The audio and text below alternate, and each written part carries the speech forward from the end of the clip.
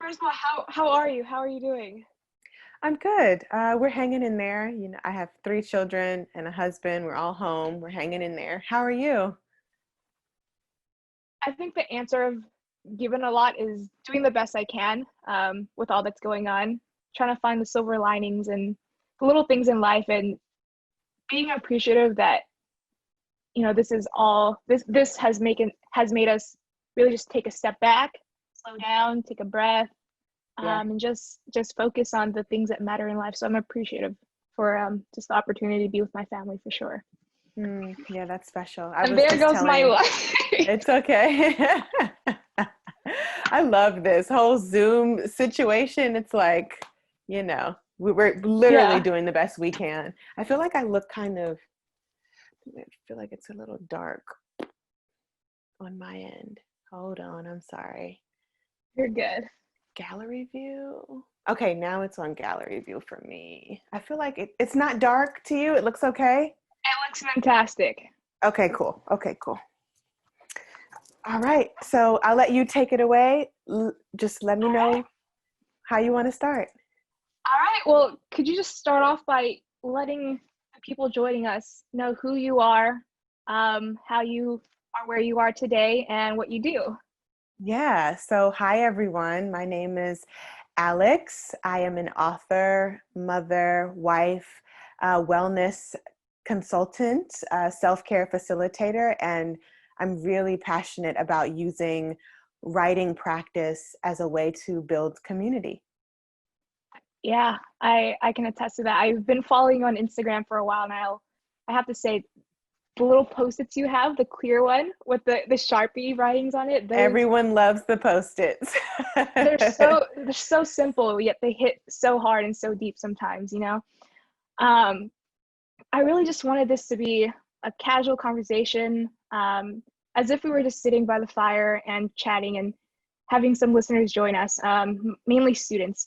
So Mhm. our audience is UC San Diego students, some of us who are leaving home for the first time, Mhm. um, moving away, finding out who they are, just graduated high school, and really trying to figure out whatever is going on right now and navigating this difficult time.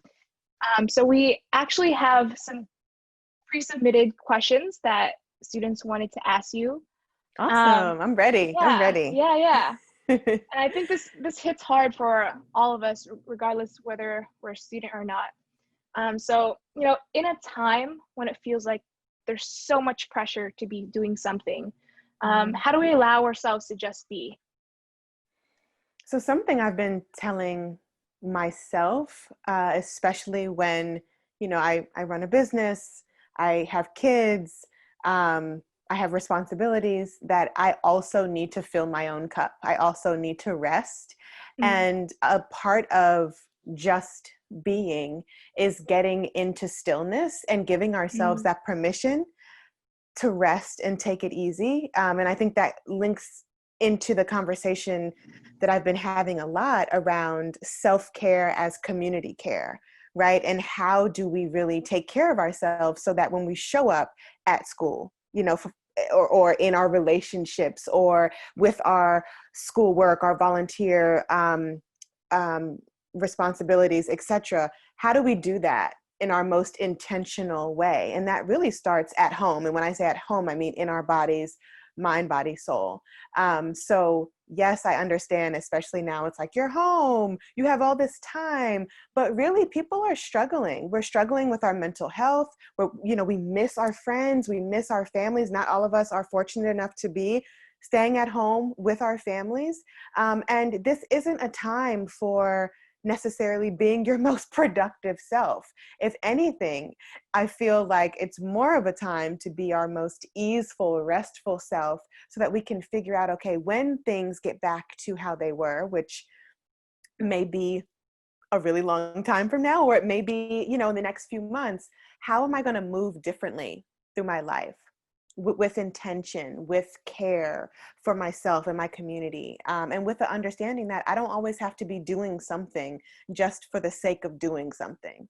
And I think that just requires a lot of self-awareness, a lot of introspection, and a lot of self-permission to just not do anything sometimes. I absolutely can relate to that. I think there's so much pressure right now. There's a lot of comments about, you just had 6 months off. If you didn't come out of this quarantine with a new hobby, if you didn't come out like accomplishing a new project, then like what did you spend that time for? And I think that's a dangerous slope to go down. And I think you said it yourself, being in quarantine and working from home is a privilege, right? A lot of people don't even get to be home, let Right. alone have access to Wi-Fi, to technology, laptops. So you mentioned something about self-care and how you got to prioritize yourself. And I think a lot of students have the question of, how do I put myself first and prioritize my well-being without, feeling selfish, feeling like, I have the privilege of doing this, yet there are people who are less fortunate than me that maybe I should be helping. So how do you navigate that? I think what I would say to that is, how are you going to help somebody if you aren't helping yourself? And that's why I talk about self-care as community care, because they're cyclical. They go together. It's not about self-care being this selfish act, which, for some people it might be selfish, and that might be okay. We're allowed to prioritize ourselves and put ourselves at the top of our list. We're allowed to pencil ourselves in. But I think a lot of us are trying to balance taking care of ourselves in a way that not only benefits our well-being and our mental health, but also benefits those around us, right? So I'm speaking from the experience of a 31-year-old woman who's a mother. I cannot show up my best self in motherhood if I am empty and depleted. Not only can I not do that, I don't want to do that. I want the people around me. I want the people I'm volunteering with in my activism and advocacy work. I want the people that I'm teaching in my courses. I want the people who are reading my books to feel like she put her best into this. And she showed up as her greatest and best self and most intentional self in this work. And why is that? Because I have made time to take care of myself. And that, I'm not talking about treating yourself to those pair of jeans, treating yourself to that latte, putting on a face mask and taking a bubble bath. I mean, yeah, that's cute. But at the end of the day, you could still feel like crap. So how are you leaning into yourself? How are you getting back into your body? For me, it is deep breathing. It is making sure that I'm taking time for rest. I have a very packed calendar between family life and professional life. How do I put 5 minutes a day, 10 minutes a day for just sitting in stillness and asking and being self-aware enough to say, hey, I need to take a pause. So a lot of times self-care is free and accessible, and it's about what we need in that moment. And a lot of times, especially when I'm working with young people, I have a variety of ages that I teach, from juniors in high school all the way up to seniors in college and in graduate school. How are you really showing up for yourself and being curious about yourself, right? Absolutely. So that's like, okay, what do I need today? How am I feeling today? What am I grateful for in this moment? How can I do better? How do I need to take a step back? And those questions can be journal prompts, and that can be your self-care practice, that getting curious and getting in dialogue with the self. So I know that on social media, it's like self-care is this, and it's this, and it's that. And it's just kind of like, self-care is what you need, and only you know what you need. So if it's that latte, cool. Or if it's deep breathing, fine. If it's going out for a walk and stretching, or if it's dancing, or if it's calling a friend, you have to be able to say, hey, here's what I need, and naming it without shame and without guilt. Absolutely. I think first of all, we have to be able to acknowledge that we're not okay, right? And I Yep. think that's the hardest part to get over, for some people, is just acknowledging that, I'm not okay, and I feel like I need to do something about it. But how do you just even reach that point of saying, you know what, I am not okay, and helping others realize, it's okay to not be okay, and that it is okay to ask for help and do whatever you need for yourself? I think that goes hand in hand with naming what we need Mm. and feeling confident enough to show up in spaces that feel safe for us, that feel um, like community and like connection and Mm. like honest connection, rather, that we're able to say to these people and our mentors, our friends, our family, um, hey, I'm not okay, and here's what I need. And that takes a lot of practice. I think a lot of folks have been programmed to not ask for help and not say when they're struggling, because then that means you're weak, or you're a burden, and that is just not the truth. It goes back to the whole community care thing that I've been talking about. We need one another. We need one another to lift each other up, to support each other. This is not just a life that we are supposed to journey through alone and always have it together and always know the next pathway. Sometimes we will get lost. Sometimes we will feel down and we will fall down, and it's like, Mm. okay, how do I stand back up? Who can I lean on? In the exercise that's going to be sent out to everyone, there's an activity called the support circle. And it's like literally putting down on paper who you can call on if you need support, if you need to get back on track, if you're not doing okay, who can you lean on? So naming that and being brave enough, vulnerable enough to say, I don't have it all together.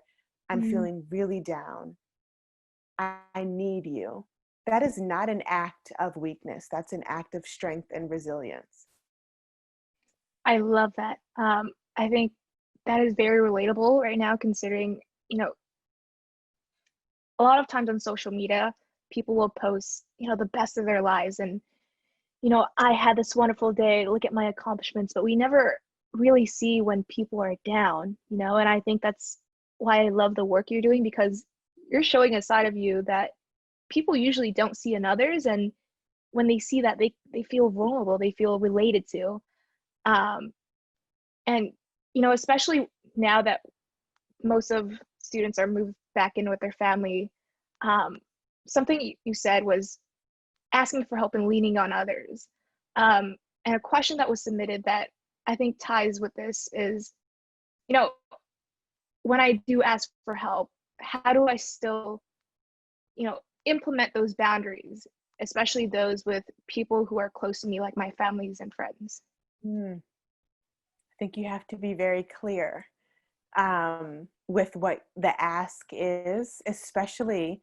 And I also, before I go into my next thought, I would say, um, make sure that you are also honoring your own boundaries. So often we look at boundaries as this exterior thing, right? Mm. As this person needs to respect my boundaries.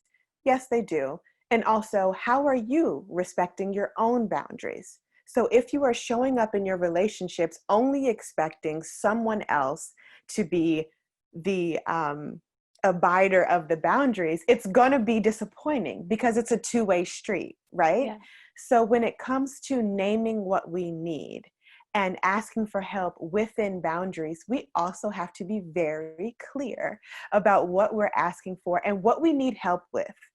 A good example here could be, and this is very general, say you're not feeling up to taking, I don't know, public transportation to school. Mm. And it just feels hard. I don't want to do all of that. I would like a ride, right? You can ask for a ride, and then you can say, but on this ride, especially if it's with a parent, maybe an overzealous parent, I don't want to talk about school. I don't want to talk about my classes. I don't want to talk at all. I just kind of want a ride. And I'd love to just share space with you in that way, Mm. intentional, mindful space with you in that way. Now, I'm going to say, I know that not all parents are going to go for certain boundaries. No, I get it. But I'm using that very broad and general statement because it's very clear. I want a ride. I don't want to really talk on the ride. I just need to share space in this way. Very, very, very clear. Mm. Very clear. It may be uncomfortable. It doesn't matter what the ask is. The message here is the clarity. and being aware enough and brave enough to say, here's what I need. And this is all that I need. It takes practice. It is not easy. But it gives us a sense of autonomy and that self-permission and self-trust. And I think it's really important to mention too that you have to know who you're asking to show up for you. If there's someone in your life that, would show up for you, but not without conditions, Mm. perhaps you don't ask that person. Uh, So it's also about creating these safe spaces and being aware enough to say, I can expect this from this person and maybe not from that person. And like just finding the own self boundaries within that. Like, okay, I really want to ask my mom to do this, but I know it's going to come with X, Y, and Z. Maybe I'll ask my sister, mm. So just this practice of existing in the world takes a lot of trial and error. And it also takes a lot of bravery to be able to have hard conversations, not just with outsiders, but that Mm. inner dialogue too. And it seems like those are the hardest ones to have, right? Oh, And yeah. I've been told over and over that they get easier. You just got to practice having those difficult conversations and that they get easier. I will Um, say it doesn't always get easier. I'm going to be honest and say that, but it can feel a little less scary. It might not get easier, but it can feel a little less scary. I wanted to go back to one of the points you mentioned earlier was about community care. And Mm-hmm. I think this can relate to the hard conversations we were talking about too. Um, you know, I would be amiss if I didn't address just the racial injustice that is going on in America right now and the reckoning that has come from it. Mm-hmm. Um, and as we saw with the BLM movement, you know, it's the activism work, the it's exhausting, right? Mm-hmm. And I think a lot of students are feeling that way too. Um, they feel like they're trying to have these conversations with their family. They're signing petitions. They're doing all they can, and it seems like there's no tangible end product that is coming out of it, and it can feel so frustrating Mm-hmm. when you are dedicating your lives to this work, and especially as a Black person in America right now, you feel like you have to justify yourself and relive your trauma and tell it to other people what you're going through. Mm-hmm. That can be so exhausting. So how do you just like deal with that and allow yourself to say, hey, I can take a break so that when I come back into this battle and this fight, I can give Mm-hmm. it my 100% and be more than I can. I think you just said it. I think you just said it. I follow this woman on Instagram named Trisha Hersey, and her Instagram name is at the Nap Ministry.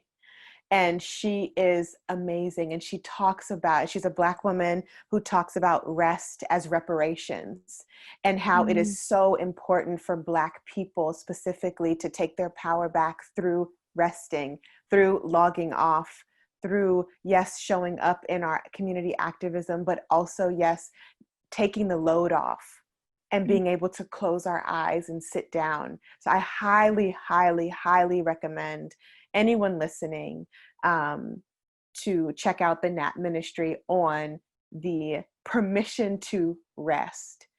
And in order to show up fully, I mentioned this before, we have to take breaks, we have to rest. And being on the front lines is deep, intense, emotional, and physical labor. I'm a Black woman in this work, and I have been able to recently just release the burden of constantly having to show up in ways in which that makes me feel drained. And mm, it's like, how can I do my work as an activist, as a advocate of self-care practice, especially as a Black woman? And for me, it is giving myself permission to rest. So when I show up and I'm teaching, when I show up and I'm speaking, I am fully able and capable to do the work I was put on this earth to do. And Mm, that cannot be done if we are drained. We cannot show up on the front lines of our work, of our revolution that's happening, of our uprisings that's happening, if we are depleted. mm, Who is that going to serve? absolutely. You know, and I think a colleague of mine who's also a dear friend named Jamila Reddy, a Black woman, Black queer woman, who uses her platform for just amazing reflections. She says, find joy and rest for those who can't. And that is speaking directly to our ancestors. Give yourself permission to have moments of joy. Give yourself permission to rest. Give yourself permission to then show up again. Mm, And it really does require not only good intent, but putting into practice the act of rest, the act of finding ease and joy, and the act of like that self permission so that you can not feel like you're burnt out from life. And this is an intense time, and it's going to continue to get intense. mm, We've seen what's happened during this time, and it's like there's a lot of work left to be done. And with that, people have to take care of themselves so that they can show up full, well rested, and at at at full attention. mm. So what are some ways that we can check in our on our friends without making it a burden on them? I've seen posts on Instagram about how you shouldn't say, "How are you doing?" and rewording it so that it's like, "Hey, you know what? I'm thinking of you. You don't have to respond, but just know that I am thinking of you, and that's all you need to say." Do you have Hmm. any other suggestions of ways to check in on your friends without making it so much on them? I love the I'm thinking of you. I think that that is beautiful. And I think it could just be left at that. I also, something that I do for my friends, especially when we're feeling kind of emotionally activated with what's going on in the world, is I just say, I love you. That's it. And they know what that means. They know what that means. And sometimes that's all people need are Yeah. words of, I'm thinking of you. I'm here for you. I love you. So I Mm, know when I get like, so with my circle, if I get quiet, a lot of times it means I'm in my body having like these really reflective moments. And sometimes I'll hear from my close friends, and they'll just be like, thinking about you. I love you. And I know exactly what they mean. It doesn't have to be, if you want to talk, I'm here, all of that. No, I know that. mm. Thinking of you, I love you, is that permission, is that opening of the door. So that's what I would say to that. Sometimes it's simple. Less is more a lot of the time. You were saying that, I was reminded of this video I saw, and I think it was a while back. There was a high school student who brought a rifle to school, and he was walking into a classroom, and there was a football coach who was also in that room, and all he did was he gave that guy the biggest hug and just held on to him and looked at him and said, "Hey, like, I am here. I see you, and I got you." And that was all it took. Mm-hmm. And I think that kind of reminds us of, I think deep down we are all going through something, whether it's as small or the most life-changing moment in your life, right? And I think we all need to extend some grace to people, and treat each Mm-hmm. other with kindness, because deep down we are all going through something. And if you go past the "how was your day," you'll find that we are all struggling, and so we are all healing, like you say, Yep. um, and that we just need to really look out for each other and show up for each other and spread love and kindness. And I think to that point as well, I say often, we're never alone in our struggle.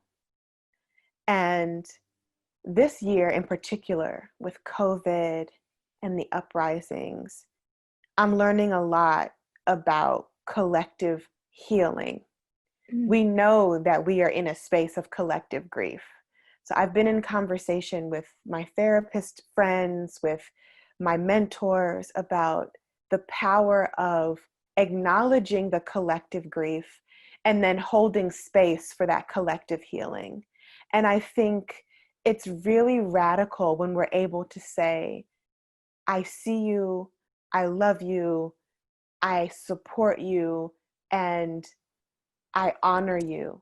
And that requires compassion of self and others, and the memory that we're never alone in our struggle. We may have different struggles, right? But we're never alone in them. And I want folks to keep that in mind, especially on your darkest days, is that if you're struggling, know that someone else is struggling. And if you're healing, know that someone else is healing. And if you're in between, you are going through a wave of synergy and energy that is not just your own. And I think that it's really, really amazing when we're able to lean into that. It removes that barrier of loneliness that we so often feel when we're grieving and when we're hurting, when we're depressed and anxious, and giving ourselves that grace, and in turn being able to give that grace to others. We're able to have this really powerful moment of collective healing, even if we're doing it by ourselves, right? Like alone. But we're not the only person in the world collectively. You know, it's all a collective, it's all communal. And I think that really makes this life pretty amazing. Yeah, the University of California sent out a survey, I think, a few months ago, right after we went virtual and did remote learning. And one of the questions on there was, on a scale of 1 through 10, Mm-hmm. how lonely do you feel? And it was off the charts. Like, we have never seen numbers that high before in describing loneliness in students. Mm-hmm. Um, and I think that leads me to my next question is, we're all trying to stay connected, and a lot of it is through social media right now. Yeah. How do you limit your intake of social media and, the comparison you're doing to others, and how do you just really put a filter on what you take in, the amount of information you take in, and the content? Mm. So I have really awesome boundaries around social media because they're necessary. And I actually just watched The Absolutely. Social Dilemma on Netflix. If you haven't watched The Social Dilemma, please do that. It talks all about this. But I have my phone timer, like, you know how you can like set your screen time stuff, an hour for Instagram a day. I only follow accounts that are nourishing to my mental. I unfollow, mute, block when and where I have to. And I also make sure to clearly log off. Mm. Like, yes to being connected, but how else can we connect? We can phone call, we can I'm a writer, so I'm always like, who can I write a letter to? Like an actual letter, right? Who can I, call on the phone? Can I check in on my grandma? Mm. How can I disconnect without isolation? Mm. And I know that, social media plays such a huge role. I mean, I have a 12-year-old. She doesn't have social media. And when she did, it was really like, it can be so wild, like all the content that just comes pouring in, right? Yeah. And it's really important that we create these healthy boundaries around logging off being mindful of who we're following, what we're following, because it's all an algorithm. It is, as Yeah. we know, it is all an Scary. algorithm. It is very terrifying. And also, what does connection really mean? If Instagram, Facebook, all these big companies say they just decided, you know what, we've made enough money, we're gone, on to the next thing, then how would you connect? So I like to use that extreme. I mean, that's never going to happen probably. So like, I like to use that extreme because then it requires us to think about, huh, what would I do if I didn't have Facebook? What would I do if I Mm, didn't have Instagram? What would I do if I didn't have Twitter? Where would I get my news? Who would I, would I remember people's birthday? Would I yeah. remember that person? And it's like reminding ourselves of who is important and what is important. And all of the time, I'm going to say this, I know some people might not like it, but all the time it's off of the internet. It is logging off and getting into your body and getting into your families and getting into your friendships and your relationships in real time. And social media is a wonderful tool, right? It's wonderful. There's great things have happened, but also some really scary stuff happens. The studies have shown what can happen with too much use of our devices and what happens to our anxiety and our depression and our comparison and the dopamine in our brains. So we have to be mindful of how we are taking care of ourselves, period. And that goes for our technological use, and it goes for how we're nurturing our relationships. Mm. Not on the internet, off the internet, you know? Yeah, I do know. That that's yeah. You were saying something about the algorithm, and I think I looked up something once on my browser. And I think it You was see it everywhere. I had at least 5 of those ads pop up within the span of 10 minutes, 15 minutes. And I was like, this is not okay. Like they are always watching and they are doing something with your information. Um, Oh yeah, they are. I have this next question, and it relates more to academics and being a college student. What is the best way to handle imposter syndrome in academics and beyond? Mm, good old imposter syndrome, tapping Mm, folks on the shoulder. yeah. It tapped me a couple of weeks ago, and I had to like have a moment. Um, so what I would say about that is remember what the truth is. And in that statement, yes, imposter syndrome can be a really big feeling, but it doesn't mean it's the truth.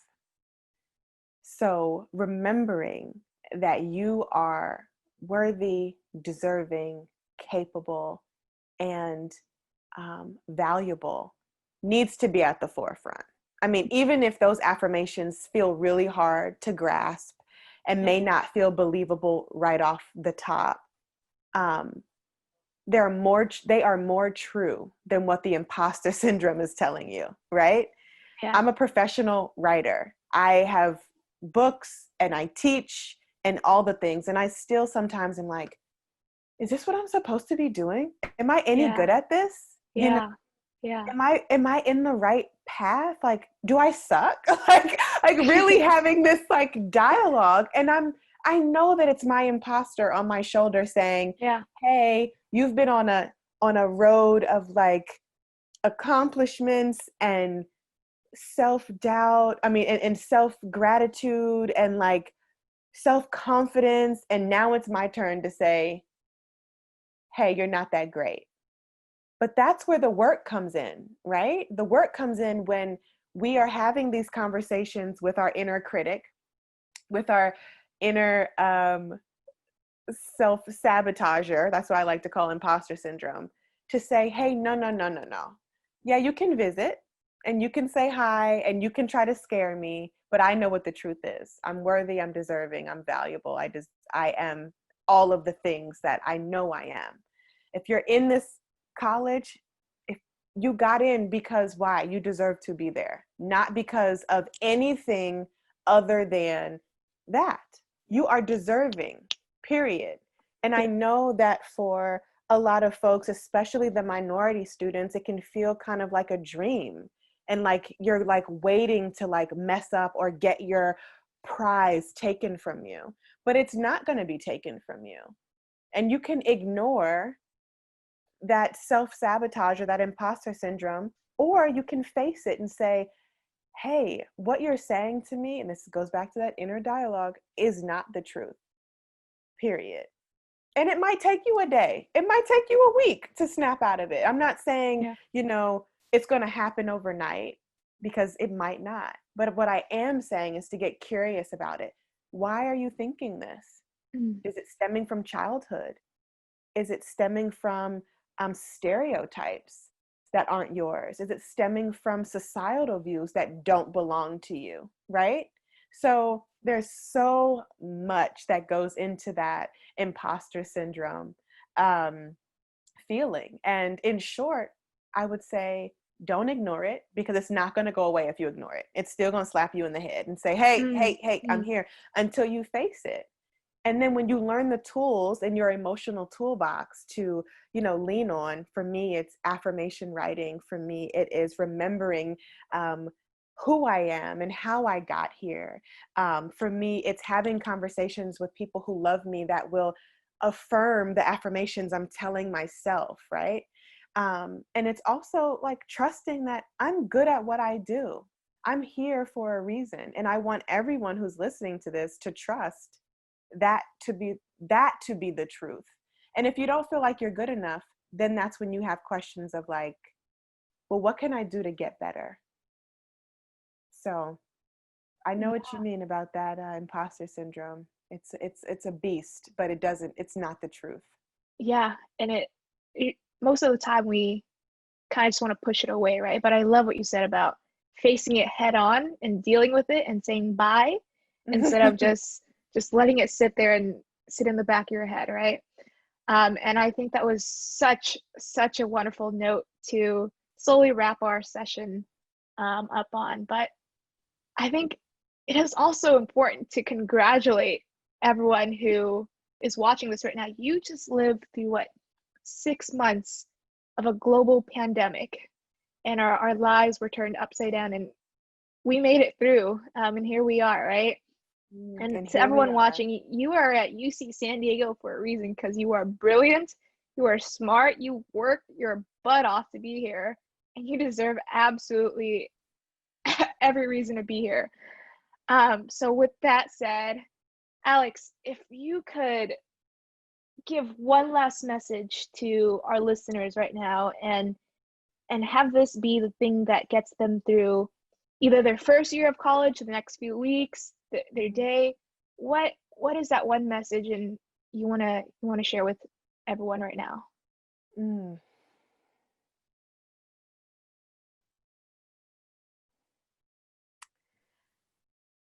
What I would say is, don't forget who you are. There's going to be a lot of pressure to be great. There's going to be a lot of pressure to maybe be who you don't want to be. There's Mm. going to be a lot of pressure on how you are expected to be. But at the end of the day, this is your life, and you are the expert of your life. And I do not want anyone to forget who they are. I love that. Thank you so much for joining us this evening. You are so Um, welcome. this has made my day. I hope it made everyone in the audience's day as well. But thank you for joining us, and I hope you and your loved ones are doing well in managing through these really unprecedented times. So Yeah, thank I you for hope the joining us same and for making you. time. Thank you so much. It was great. All right, bye, Alex. Bye.